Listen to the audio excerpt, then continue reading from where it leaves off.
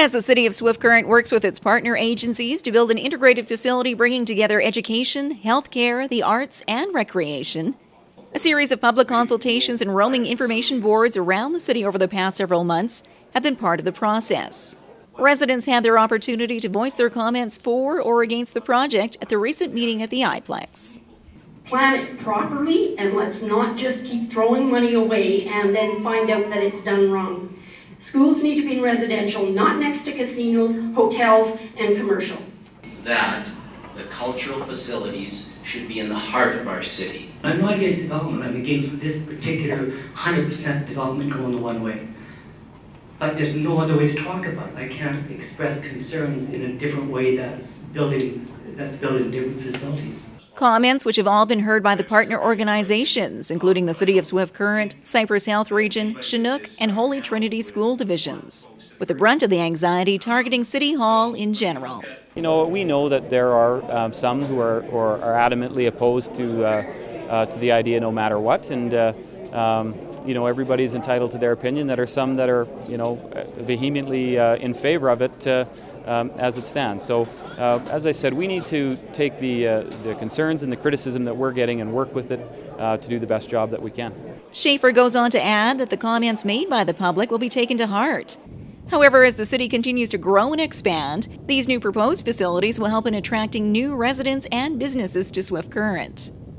We have to be planning, you know, we have to be doing due diligence on our library service, on what's priority for our residents, whether it's aquatic facilities or field houses, and what they look at, and develop a plan for how we're going to do it. And as I said, the next round of infrastructure funding is coming, and it's going to be a key part of that.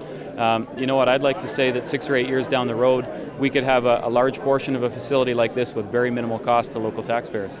And although the art gallery and library move to the city's northeast side has been a contentious issue for many residents, the gallery's curator views the integrated facility as a way to attract larger exhibitions and bring in more foot traffic as a whole.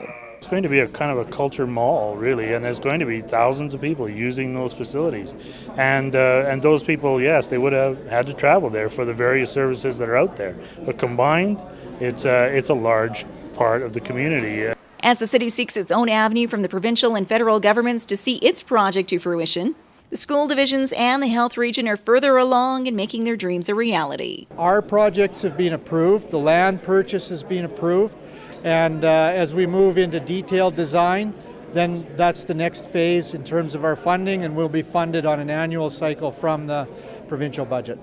And Cypress Health Region officials will be looking to expand the number of long-term care beds in Swift Current, once its new long-term care project next to the Cypress Regional Hospital has the financial backing from the province. It's a big project, right? So, I mean, the ministry and the government have put forward a tremendous amount of money for capital in the past few years.